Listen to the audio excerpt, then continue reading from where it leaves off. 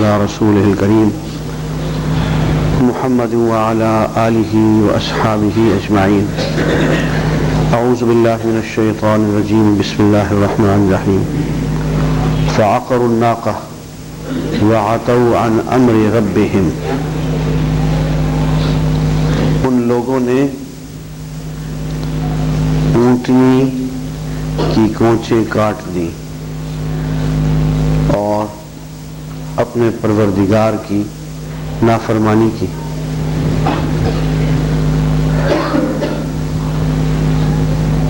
یہ اللہ کا حکم تھا کہ یہ اونٹنی ہے اور یہ میری نشانیوں میں سے ایک نشانی ہے، لیکن ایک بدبخت انسان نے اللہ کے نبی کی ضد میں آ کے اس اونٹنی کی ٹانگیں کاٹ دی. پوری قوم پہ عذاب آ گیا اور فرمایا یہ کہ فعقروا الناقہ، ان لوگوں نے اونٹنی کی ٹانگیں کاٹ دی. حالانکہ قرآن مجید میں ایک جگہ صاف لکھا ہوا ہے کہ ایک آدمی نے کاٹی. ایک جگہ فرمایا کہ کیا ہے اشقاہا، کیا ہے اذن بعث اشقاہا، جب ان میں سب سے بدبخت آدمی آیا اور اس نے اونٹنی کی ٹانگیں کاٹ دی. لیکن اللہ تعالیٰ فرماتا ہے کہ ان سب نے کاٹی. مطلب یہ ہے کہ ایک شخص گناہ کر رہا ہو، ایک شخص گمراہی پھیلا رہا ہو، ایک شخص بغاوت کر رہا ہو اور باقی سب لوگ اس کا تماشا دیکھتے رہیں، تو اللہ کے ہاں سب کے سب اس جرم میں شریک ہیں. تو اللہ نے یہ نہیں کہا کہ ایک آدمی نے کاٹا، فرمایا فعقروا الناقہ، ان سب نے اونٹی کی ٹانگیں کاٹ دی. فعتوا عن امر ربهم، اپنے پروردگار کے حکم کی نافرمانی کی.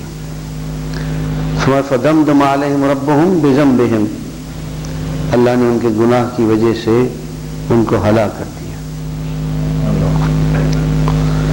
تو یہاں یہ معلوم ہوا کہ اکثر ایسا ہوتا ہے کہ ایک شخص ایک غلط بات لے کے آتا ہے، غلط نظام لے کے آتا ہے، غلط نعرہ لے کے آتا ہے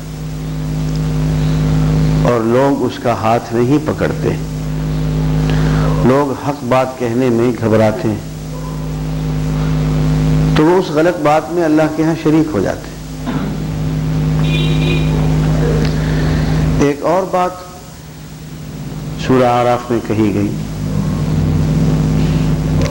ہمارے یہاں تصور یہ ہے کہ اللہ کے دین پہ جو شخص عمل کرے وہ اس دنیا میں پھانک ہو جاتا ہے، بالکل پھوکٹ ہو جاتا ہے.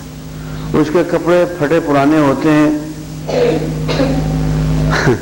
میں خالد مسجد میں تھا تو کسی نے سوال کیا کہ یہ اچھے ہماری امام مسجد ہیں جو جاپانی کار میں بیٹھ کے آتے ہیں. تو میں نے کہا لوگ اس وقت تک مطمئن نہیں ہوتے جبکہ ان کا امام گدھے پہ بیٹھ کے نہ ہے. بھائی، اللہ کا دین آخرت میں عزت دیتا ہے، اس سے پہلے اس دنیا میں عزت دیتا ہے. ربنا آتنا فی الدنیا حسنہ وفی الآخرۃ حسنہ، اے اللہ اس دنیا میں ہمیں بھلائی اور ترقی نصیب فرما اور آخرت میں بھی بھلائی اور ترقی نصیب فرما. یہ تصور غلط ہے کہ اگر اللہ کے دین پہ عمل کریں تو یہاں ایڑیاں رگڑنی پڑیں گی اور یہاں نعوذ باللہ ذلیل و خوار ہو کے رہنا پڑے گا. ایسی بات نہیں ہے. دیکھیے قرآن مجید کیا کہتا ہے، وَلَوْ أَنَّ أَهْلَ الْقُرَىٰ، اگر بستیوں والے لوگ آمنوا، ایمان لے آتے، وَاتَّقَوْا، اور تقوی اختیار کر لیتے، لَفَتَحْنَا عَلَيْهِمْ بَرَكَاتٍ مِّنَ السَّمَاءِ وَالْأَرْضِ، تو ہم ان کے لیے آسمان سے بھی اور زمین سے بھی برکتیں ہی برکتیں کھول دیتے. پیسے کی ریل پیل ہوتی ان کے پاس.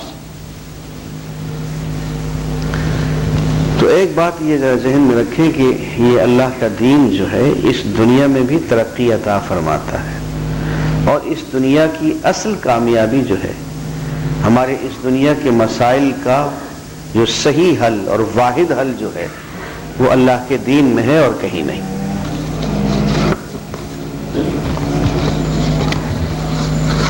عزیزان گرامی، میں نے عرض کیا تھا کہ انسان کی زندگی کا سب سے بڑا مقصد یہ ہوتا ہے اور ہونا چاہیے کہ وہ اللہ سے ملاقات کرے، اللہ کا دیدار۔ یہ سب سے بڑی بات ہے، اللہ کی طرف لوٹ کے جانا۔ انا الیہ راجعون وَإِنَّا إِلَىٰ رَبِّنَا لَمُنْقَلِبُونَ، تو پروردگار کی طرف لوٹ کے جا رہے ہیں۔ یہ خواہش ہوتی ہے، ہر انسان میں ہوتی ہے، لیکن ایک اللہ کا نبی تھوڑا سا جلد بازی پہ اتر آئے۔ تو احمد بن قاسمی کا شعر ہے، اور یہ شعر میں نے روزہ اقدس پہ بہت پڑھا کہ مجھے تو اپنے کرم کی یہی بشارت دے، مجھے تو اپنے کرم کی یہی بشارت دے کہ روز حشر نہ دیتا پھروں دہائی تیری، ہمیں تو یہی بتا دو۔ فرماتے رب ارنی انظر الیک، پروردگار میں تیری طرف ٹٹی باندھ کے دیکھ رہا ہوں، تیری دید کا محتاج ہوں، تیرے دیدار کا پیاسا ہوں، تو مجھے اپنا دیدار کرا دے۔ وہ بھائی یہ کام یہاں نہیں ہو سکتا، میاں جو تمہیں آنکھیں دی گئی ہیں، یہ آنکھیں کیا اور یہ جسم کیا، یہ تمہاری کھوپڑی چٹک جائے گی۔ یہ اللہ کا دیدار اس دنیا میں، یہ جو اسپیشو ٹیمپورل آرڈر ہے، یہ جس طرح کا طبیعی قانون بنایا گیا ہے، اس میں اس کی پروویژن ہی نہیں ہے کہ اس دنیا میں کوئی اللہ کو دیکھ سکے۔ آنکھوں میں اتنی طاقت ہی نہیں ہے۔ تو جب اللہ کے اس محبوب نے بہت ضد کر لی تو اللہ تعالیٰ نے فرمایا کہ دیکھو اچھا ایسا کرتے ہیں کہ میں تو تمہارے سامنے نہیں آتا، میں ذرا سا اپنا عکس اس پہاڑ پہ ڈالتا ہوں، تم ذرا پہاڑ کو دیکھنا۔ ایسی ہلکی سی تجلی اپنی میں پہاڑ پہ ڈالتا ہوں، تمہیں خود ہی پتہ چل جائے گا کہ تم مجھے دیکھ سکتے ہو یا نہیں۔ ابھی ذرا پہاڑ کی طرف دیکھو، میں ذرا پہاڑ کی طرف اپنا ہلکا سا ایک پردہ ہٹاتا ہوں، اپنی ایک تجلی، اپنا ایک عکس میں اس پہاڑ پہ ڈالتا ہوں۔ تو کیا تھا بیچارے، خر موسیٰ صاعقہ، پہاڑ تو بیچارہ ریزہ ریزہ ہو گیا، اس کی تو مجال ہی کیا تھی۔ حضرت موسیٰ بیچارے گرے، بے ہوش ہو گئے۔ موسیٰ ز ہوش رفت بیک جلوہ صفات، اللہ کی صفت کا ایک جلوہ تھا، اس بیچارے ہوش سے چلے گئے۔ یہ بات کیا ہے کہ وہی انسان کی جو طبیعی خواہش ہے اللہ سے ملنے کی، وہ اتنا زور پکڑ گئی، اتنا زور پکڑ گئی حضرت موسیٰ علیہ السلام کے ہاں کہ بیچارے برداشت نہ کر سکے، اور اللہ سے وہ ضد کر بیٹھے جس کا انہیں اس دنیا میں یارہ نہیں تھا، جس کی ان میں طاقت نہیں تھی۔ ضد کی، اور اللہ تعالیٰ نے اگر چاہتے تو تجلی نہیں پہ ڈال دیتے تو کام تمام ہو جاتا۔